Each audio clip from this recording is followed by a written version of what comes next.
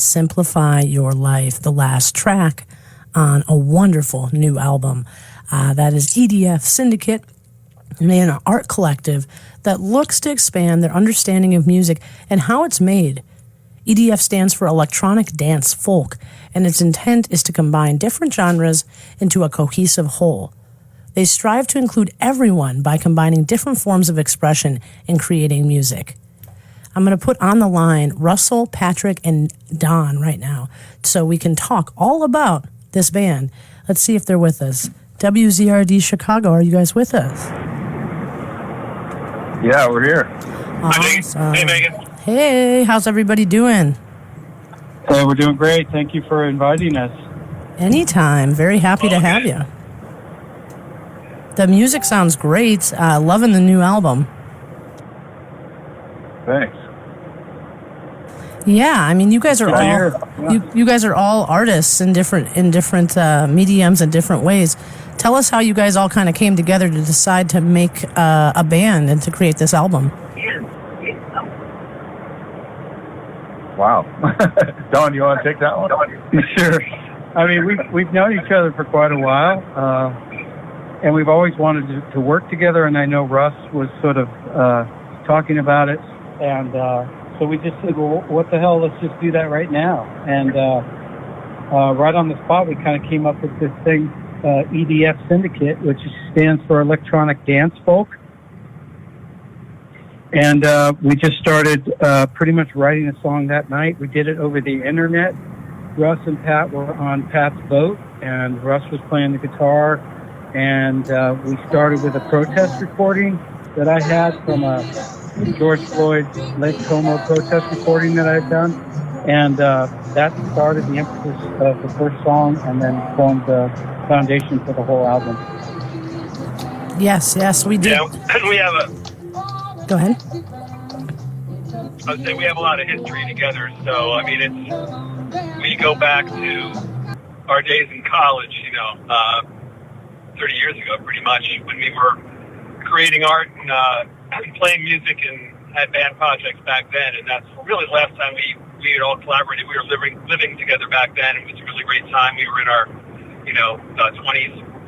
And, but we've always stayed in touch. And then, COVID happened, obviously. And we're, being musicians, are all trying to figure out how to kind of pivot and perform and record and do all those things. And then, like Don said, we were chatting about, new forms and ways to collaborate. And then it was, I think, really born out of the pandemic, I would think, is the opportunity for us to do it. We're like, hey, we can make this happen. Let's go ahead and try it. So we kind of dove in from there.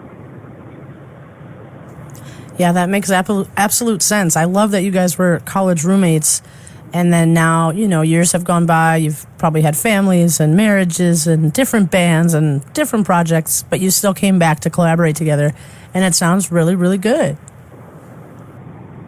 Thank you so much. We're kind of taking all of our different expertise and experience, and each one of us likes a little bit different genres too. So this is an opportunity to pull in those genres and combine psychedelic rock and experimental music and folk and alternative Don Space Urchins project and some of Russ and myself's project, and we really that really kind of helped the diversity of the project, is bringing in these kind of different genres and trying to get them to work together, making them work together, and almost like creating a musical collage. So what we did essentially is chopped up electronic tracks, samples, and then created our own musical tracks, and then rearranged it. So it was really very much a musical collage in the production studio. So that was really an important part of how this came together, and we really tried to push that idea of getting away from the traditional song. So as soon as we started sounding a little bit more like a song, then we started breaking it up again. We started messing it up and trying to distort it and change it, and really tried to keep a unique approach on almost like a soundtrack approach rather than a traditional song approach. Very cool. I like that. It was a very organic way of working, but also very different for all of us. And the way I like to explain it is it's kind of reverse engineering a song. You're coming from your usual, okay, we're going to lay down drums and bass, we're going to build, or you have an arrangement, you bring something to studio. In this case, it was more like, here were these bits, we build the rhythm foundation with samples, then Pat was laying down bass, then just lots of tracking, taking passes at listening and taking passes with multiple instruments, and then going in and doing, like Pat said, a chop, and then deconstructing it, really pulling it out, and then forming the whole piece, kind of reverse, and then adding lyrics, and then adding. So it was very counter, at least to the way that I've worked in the past, and I think these guys as well. So that was kind of a new way of approaching making a song, and like Pat said, it's very much like music collage, like a collage piece, a very artistic, visual artistic sensibility was brought to piecing it together in a collage format. Yeah, I can definitely tell that there's a sound collage happening, and I love the way you say that you deconstructed it. Once it sounded more like a song, you had to kind of jostle it up a little bit more and deconstruct that. I don't hear that much in my interviews, so that's something that's sticking out to me and makes sense why this sounds so fresh and new and different. Oh, thanks so much. Took a lot of hours. Thank you. I bet. Oh yeah. Yeah, so Russell... We had a lot of hours to burn, too. Right, yeah, exactly. We had the time to do it, so you were able to kind of mess with it, and if you deconstructed it too much, you could always go back and then, just see what happens. Yeah. But I know Russell, so it's Russell Ives. You're a musician, a producer, audio engineer, and you're based in Oakland, California, and they call you a sound alchemist, and you explore the boundaries of recorded and live music from the jungles of Costa Rica to the plains of East Africa. Tell us about that. Well, I've basically been in the music realm for a good part of my adult life with various projects. Pat and I had a kind of a reggae rock band project back in the 90s when we were young, called Naked Earth, and that kind of brought together a lot of different genres.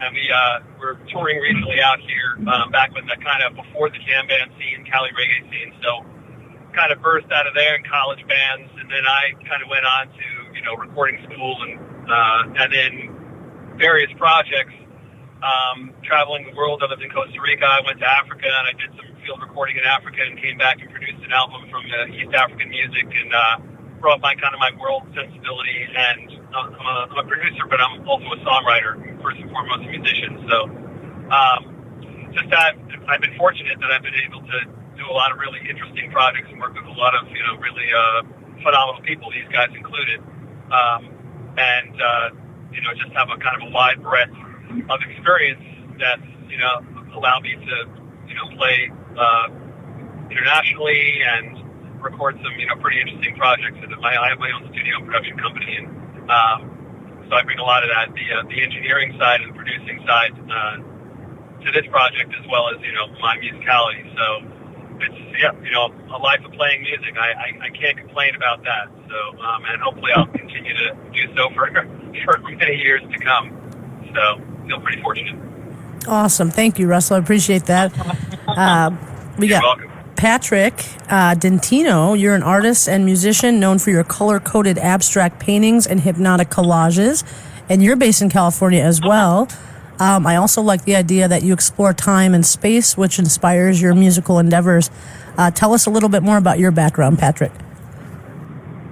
Yeah, when you say it like that, it makes sense that I would be involved in a project like this, because the spectrum paintings, I think, trying to make an abstract painting, I wanted to really try to get away from the two-dimensional surface, and I really wanted to work with light and space. It's on a two-dimensional surface, but it's three-dimensional, and it distorts space and time.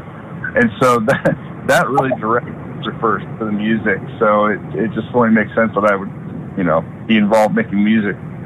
like that with these guys. So it really my approach to producing and making music really refers directly to the artwork in that case. So it's just really a fun project to approach sound like art. So trying to get away from things that we're used to hearing the Western ear, and trying to include more distortion, more dissonance, and more experimentation is really what it's about for me, and I think it parallels my work as well. So you nailed it. Woohoo! Well, that was all Don right there. Don wrote those out for me, so I knew exactly what I was getting into. Don is awesome, and he's a visual artist and musician as well. And Don, you elevate mass market craft materials into high art in a way that is, you can do it in all different genres and ways, in music and art. And you are now in St. Paul, so I do like the idea that you're all in different areas, that you're collaborating, and maybe COVID kind of helped that. Don, give us a brief little bit of background, because I know you're in Face Urchins, Ear Canal. We talked to you with Kid Congo Powers. Seems like you just don't stop. You love the creative. Yeah, and I think for me, as the older I get, I'm really interested in collaboration, because it takes the authorship away of it for me, that it's not just about me up there. And I think in the beginning of my career, I was trying to figure out who I was as an artist and as a musician, and authorship was really important. Now it's not so important. Now I just want to be involved with some really great people, and of course, these guys are exceptional musicians and artists. So there's any number of things that we can do together, but it's just love and support. And I think following something through like this is important to all three of us. We wanted to make sure that what we started, we were also going to finish, and I really appreciate that about these guys, is that they're very professional in that regard. But yeah, to me, it's really about relationships, and if you put a lot of love and attention into other people rather than just yourself sometimes, in terms of, I'm the songwriter, I'm this, I'm that, I think you get a lot more back in return. At least this is something I'm learning as I go. And I think the thing that really separated us on this project from other projects I've been involved in is that neither of us was really precious about what we were creating, because we allowed each other to step all over whatever we were making. And in the end, we got back far better than what we could accomplish alone. And I think that's the strength of this music project. Very cool. I mean, it's got to be hard not to want to own or take over, and then also be able to step on stuff and be like, wait, I just created that. It was so beautiful. But the whole idea was to deconstruct and to kind of, mess it up. And that's interesting. It's a different way to work. Yeah. Yeah, sure. I think adding to what Don said is the longevity of our relationship, and that we have worked together over decades, and have we know each other pretty intimately. We know how to push each other's buttons if we want to. We know how to support each other. We know how to get inside each other's heads in unique ways that I think lends itself to we brought a maturity to this. It wasn't like we were in our 20s doing our first album. We're like, okay, we've all got our our road dings and our experience and our story and message that we each can bring, and we all wanted to make sure that we could give each other space. And I think it was very experimental. So for me personally, I came in with no expectation. I was like, all right, here we go, brave new world. I mean, moving into stuff that I wanted to do, but haven't done it, and well, let's do it with these guys. It's great, perfect timing.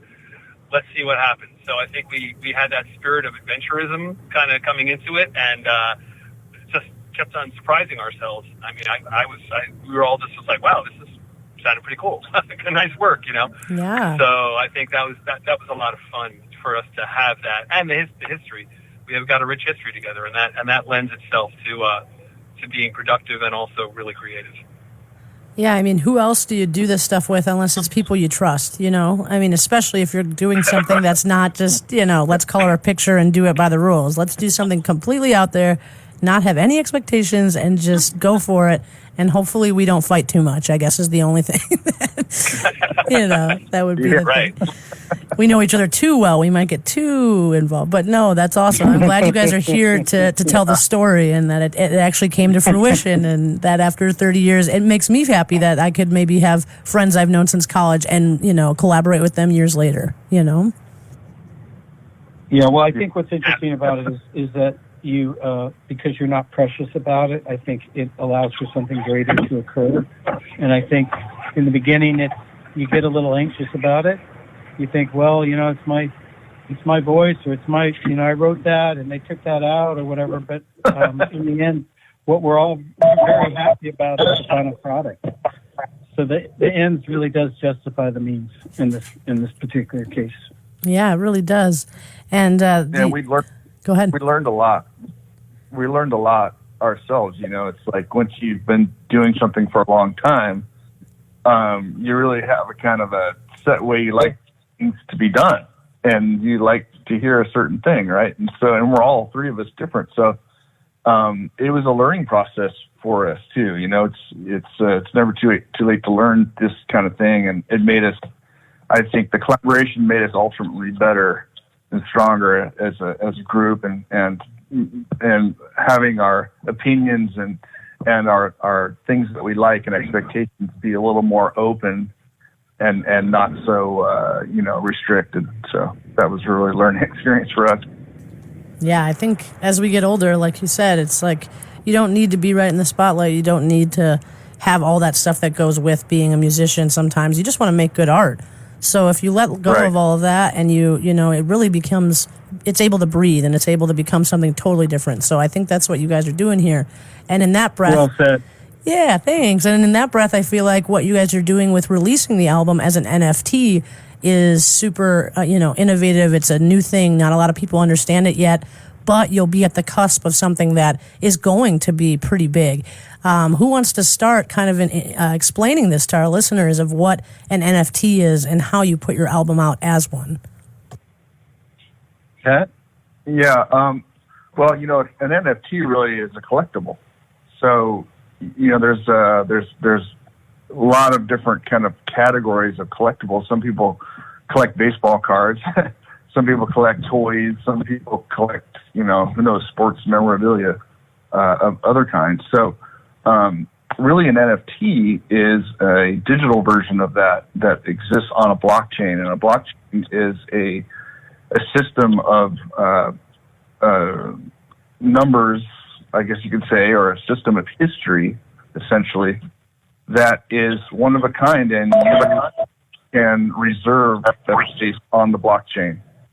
So that adds value, and that that it's one of a kind, like Bitcoin or Ethereum. Ethereum is the cryptocurrency that you would use to make transactions on for NFTs. But essentially, that's a digital. It creates a digital marketplace for artists that don't necessarily have a lot of accessibility to an art market or a large scale art market. Fortunately, Dawn and I have that accessibility because we came in this as artists and have been in it a long time and have galleries and such. But I think what's nice about it is it allows anyone really to go and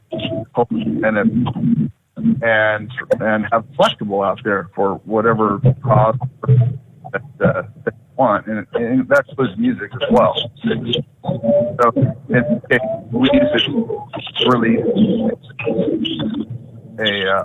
our first album as an NFT. So if you purchase NFT, the album. Are you guys trying to make a sound collage right now, or what? Yeah, I think so. It's our new album. That's what I thought. I was like, they're probably doing something right now. I love it. I don't know, Don, can you record this? Yeah, exactly. Yeah, I'm in the process of recording it. I'm recording it too. We're good. Sorry, no, we're just getting a little bit of feedback. I just want to make sure that the listeners are understanding where you're coming from with this. I don't know if somebody's on the road, maybe? Russ, are you on the road? Maybe turn your speaker off. Can't hear you guys. Something good happened. It's all good. Anyway, these things happen. Keep going, Patrick. like to get our NFT, it's on Rarible /EDF Syndicate. So Rarible is just another marketplace that people can go and purchase NFTs. So the NFT market is it's like any other collectible. You can not only mint or create your own collectible, but you can also buy and sell other people's collectibles. Now, the thing that makes this a positive financial model is that each time you sell an NFT, someone buys it, and that person can then resell it. And each time they resell it, you get a 10% cut of that. So if it becomes an NFT that's very popular, then if it's sold a lot, then you get a lot of residuals. Continue to get residuals. That's interesting. It's almost like so it tracks it always back to the creator, and in the art market, if you buy and sell a painting, if the artist makes a painting, it's bought and then it's sold at auction. Many years later, the artist never gets any of that sale. But here with the NFT, it allows the artist to get paid every time that thing resells. Wow, that's a really cool part about it that I didn't understand, and that makes a lot of sense. Kind of like having a TV show in syndication or something. They're still getting paid every time it goes. So that kind of makes a lot of sense and goes along with your name too, which is cool. It also gives you the ability to provide additional levels of interactivity with your fans, people who appreciate the band. So if they buy the NFT, which could be your album, right? You could have the individual downloadable files as the unlockable, or you could have maybe they get a T-shirt in the unlockable. There's an additional layer of benefit that you can offer called an unlockable with an NFT, and I think it really opens up the interactivity that you see bands doing now, because sometimes you can buy tickets at a higher rate, and that'll get you backstage, and you can get photos with the band after the show. And this is what NFT is kind of speaking to on a band level, I believe, is that it gives bands the ability to have these unlockables be interactivity with them and their fans. Whoa, that's pretty cool. I mean, it's almost like a digital fan club. Like that's kind of like resurging in that way, because that doesn't really happen as much. I feel like with Facebook, they kind of got rid of fan clubs, but it was fun to be a part of that and to have like the benefits of it. So you're saying you could even get concert tickets. You could buy a certain. That's what Kings of Leon did. Is they offered a special. If you bought the $50 NFT, which is their album, you also get the ability to buy advance tickets to their concerts. And the thing is, if you're the first person to buy the NFT of the band that you like, 10 years later when they're this big mega band, you were the first one to ever buy it, and you have proof of it. Wow. And the band has proof that you are the first fan. Right. So it really speaks to that idea that you could say, hey, I was the 10th fan to ever like this band, and I bought their 10th NFT or whatever. Yeah, that's really cool. So it could be like the digital tokens can take the form of assets such as like concert tickets, art, and music. It can be any of those things. Yeah, that's correct. It's all that merchandise and all that fan access all rolled into one. It's really cool. And I think, reading here, it says here, Robert Alice, a London-based artist, told Forbes that NFTs are the single biggest reorientation of power and control back into the hands of the artist, basically since the Renaissance and the printing press, which is a pretty big statement to make. That's something I discuss here all the time with people is like, how do you make money when Spotify takes so much and you get nothing for every play? Like, what do we do to make these artists who are spending so much time working on music to get them, some compensation? Yeah, well, the idea we have is to have those social streams, the social media stuff, get people's attention, and then through NFTs, you could essentially monetize the support for your music. Right, and there's nothing wrong with that. I feel like a lot of times artists feel a little like, wait, am I even supposed to be making money off this? And it's like, yeah, this is work. This isn't just because it's art. It doesn't mean it's fun all the time. And it's fun for you to do at the end of the day. But you want to be able to live off this if you can, or at least have some money in monetary. So when I heard about NFTs at first, I was like, whoa, what is this? It seems really confusing, but you guys gave us a very cool laid out play of it. And I feel like with music, I can totally understand it. You're getting these benefits that you wouldn't normally get from just a regular album release. Right. That's absolutely correct. Yep. One step closer to the band, you can, it's another way of following the band. And it's speculation. It is a collection. So you can collect albums, you can collect art, you can collect, they have virtual cards or many things. So that's part of the fun for a lot of people to be a collector. We have several that we minted and we created that are on our Rarible.com site, EDF Syndicate. Yeah, so if you'd like to see them, check it out. You don't need to be a member to take a look. Awesome. That's really cool. And I feel like... And then we have our new album on there, too. Okay, cool. So it's all on Rarible, is it .com or .org? .com. It's Rarible/EDF Syndicate. Okay. .com. Perfect. Yeah. And this is really cool. I mean, I feel like in the days now where people are not purchasing physical albums anymore, this is a great way to do it. And also, I like to collect stuff, but I'm getting to the point where I'm like, I don't know where to put all these records anymore. I got to stop collecting some stuff. So if you can start collecting things digitally and just put it on a hard drive and then be able to share it like Bitcoin or Ethereum and be able to get more money and it's still going back to the artist, that's interesting and very, very cool. Yes. Yeah, I think you totally get it. Yeah, this is what we figured out as well, and we got really excited because it's the confluence of all these things that we have experiences in and we're interested in, we're already doing.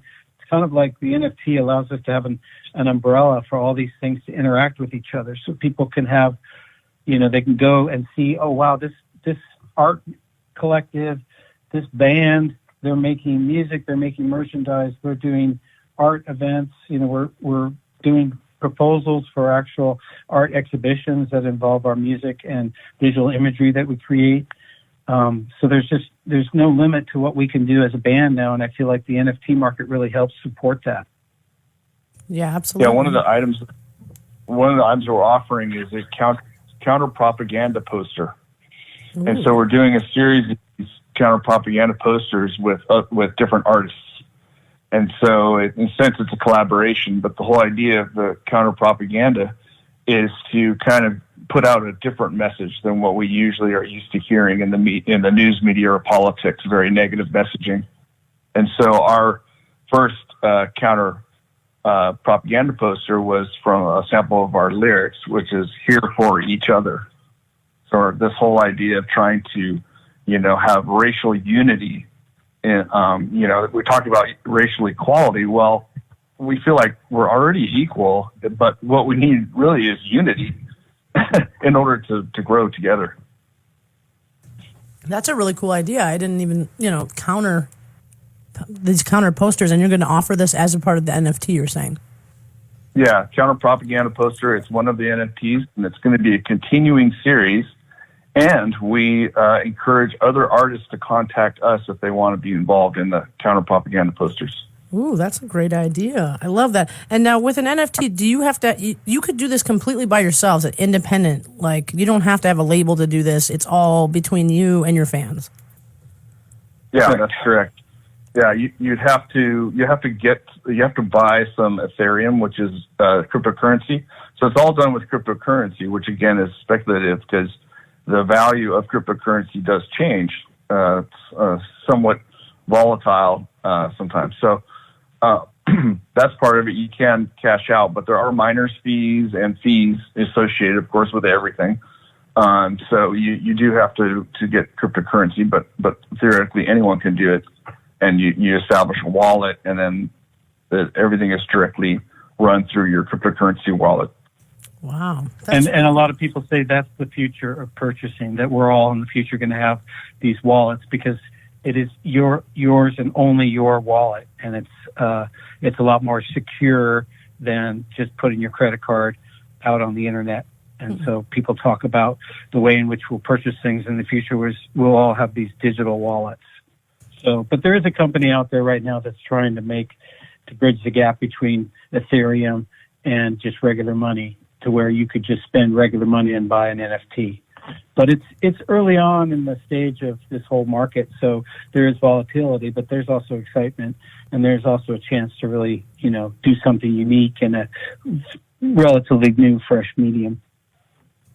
Yeah, I like that you guys are ahead of the game on this, because I haven't heard of anyone local yet doing this. So to see that you guys took the leap, bought the Ethereum, did it, and it's working is really awesome. I'm really glad that you guys have let us in on this a little bit, because I had no idea. Yeah, we're happy to share. Yeah. We're happy to share with you. You've been a big supporter of what we're doing, so we really appreciate, all the support, and happy to share what we're up to. Absolutely, of course. And I will share with other artists about your counter propaganda posters. I think that's such a cool idea. That's a great, that just kind of blew my mind when you said that. It's like, we don't hate each other. We just need unity. We need to come together. So if you're doing more messages like that and you're able to get it out in this way, awesome. Well, that's the overall thing here. Is it's not just a band making music. It's our whole thing is about unity and unifying each other. And we feel like, by bringing the music together in a kind of collage, different genre kind of way, we're also trying to make a larger, effort to try to bring people together. So that's the ultimate goal. And so some of the art projects that we're proposing are these things, like the counter propaganda poster, where they really are intended to bring people together. We're working with an artist from Korea. We're really trying to reach around the world to collaborate with people and artists, and that's awesome. And how many make the world a better place? Yeah, exactly. How many did you guys have to begin with of these NFTs for this project? Let's see. Right now we have 4 published. Okay. And then we're to continue publishing. So awesome. Hopefully we'll have 10 for sale. The gas fees are kind of volatile, like I said. So sometimes they're really high and expensive to make transactions, and sometimes they're really low. So you have to, if you want to be involved in this, you got to look up the analytics sites and see how the gas fees are changing, getting higher or lower, and only do transactions when they're low. Interesting. Okay, that makes sense. But the technology, they're still working on the technology. They're trying to make it more efficient, more accessible. That will all even out in the future. But right now, it's the brave new frontier. Awesome. Well, thank you guys so much for sharing this with us. It's been a pleasure to talk with you about your new music and what you're doing, and then also to kind of learn more about NFTs and to let our audience kind of know that this is an option for anyone. And you can also buy these ourselves and become collectors. So thanks for enlightening us. Yeah, people need help with producing their NFTs. They can always hit us up on Instagram. Awesome. Instagram, EDF Syndicate, everybody. We listened to a few of your tracks, and they sound great. We're going to end this little session with another one. I think I'm going to go with a little Time Again, if that sounds good to you guys. Yeah, that was a conversation we had over Zoom that we recorded. Oh, okay. That's awesome. Thanks for that. Yeah. Well, you guys have a great day. Be safe, and keep on making art and music. We will keep supporting you here at WZRD. All right. Love you. Love you too. Bye, guys. Have a great day. Take care. You too. Bye-bye. Thanks. WZRD Chicago, 88.3 FM. This is Time Again. EDF Syndicate.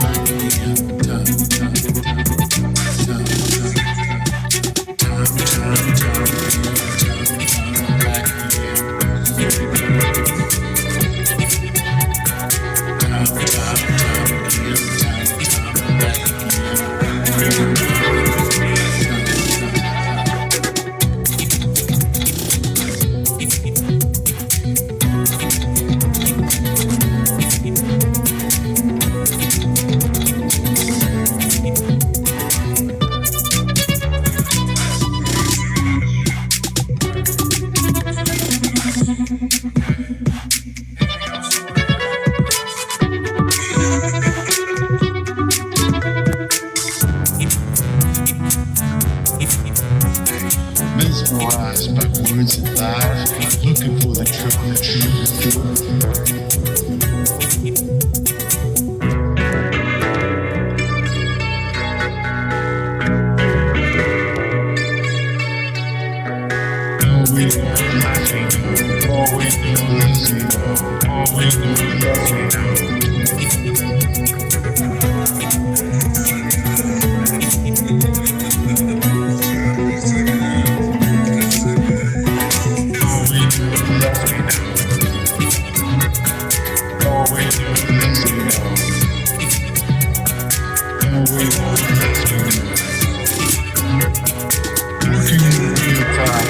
watching time fly, mixing it up, asking you why. Make shit up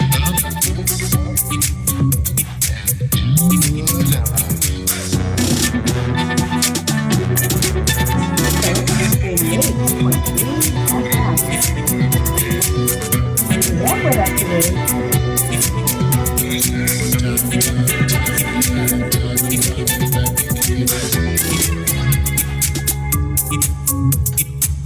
This is WZRD Chicago 88.3 FM.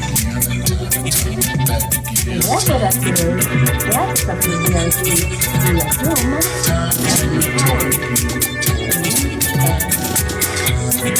Hello, Kathy. How are you today?